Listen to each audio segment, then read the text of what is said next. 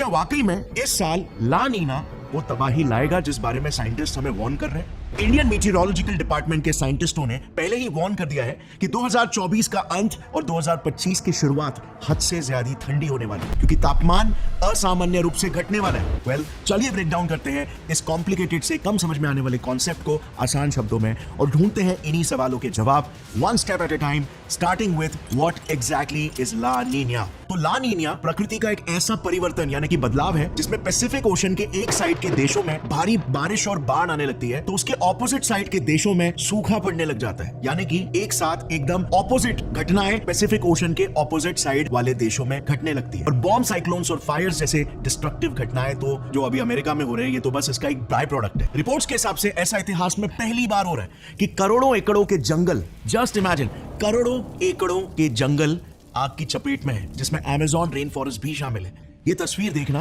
Brazil के Sao paulo शहर की है। फॉरेस्ट फायर्स की वजह से क्या हाल हो गया।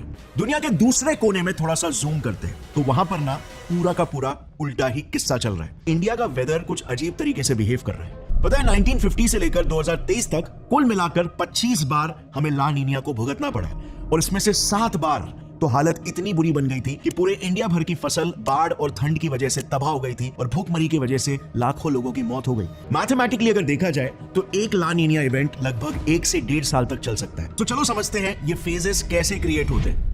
पैसिफिक रीजन में होता क्या है ना, जैसे ही ट्रेड विंड्स ईस्ट से वेस्ट की तरफ ब्लो होती है, वो अपने साथ समुद्र के ऊपरी सतह के गर्म पानी को भी आगे ढकेलते हुए चलती है। इससे वेस्टर्न रीजन्स में हॉट वाटर इकट्ठा होने लगता है और ईस्टर्न रीजन्स का पानी ठंडा होने लगता है, क्योंकि ऊपर के लेयर्स का गर्म पानी आगे ढकेला गया तो नीचे के लेयर्स का ठंडा पानी ऊपर सतह पर आ जाता है। अब डिपेंडिंग अपॉन पैसिफिक ओशन का टेम्परेचर कितना है डिसाइड होता है कि कौन सा एनसो साइकिल का फेज आएगा। अगर पैसिफिक ओशन का तापमान एवरेज के करीब है तो ये न्यूट्रल स्टेट कॉज करेगा। अगर ट्रेड विंड्स कमजोर है और वो गर्म पानी को ईस्ट की तरफ ढकेल ही नहीं पा रहे तो ये एल नीनो फेज कॉज करेगा। और अगर ट्रेड विंड्स बहुत ही ज्यादा पावरफुल है और ज्यादा ही तेजी से गर्म पानी को वेस्ट की तरफ ढकेल रहे हैं तो पैसिफिक ओशन और ज्यादा कूल हो जाएगा, एवरेज से ज्यादा कूल हो जाएगा और ये ला नीना फेज कहलाया जाएगा। अब ध्यान देना, ला नीना फेज में पैसिफिक ओशन तो कूल हो गया मगर सारा गर्म पानी तो वेस्टर्न रीजन्स में इकट्ठा हो गया ना, तो इससे क्या होगा?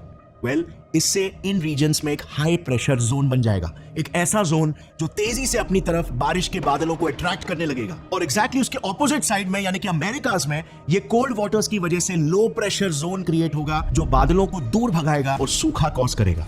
इसीलिए La Nina India, Indonesia, Malaysia, Philippines, Thailand जैसे वेस्टर्न पैसिफिक देशों में तेज बारिश लाता है, तो वहीं पर अमेरिकाज में ये सूखा और ठंडा मौसम क्रिएट करता है।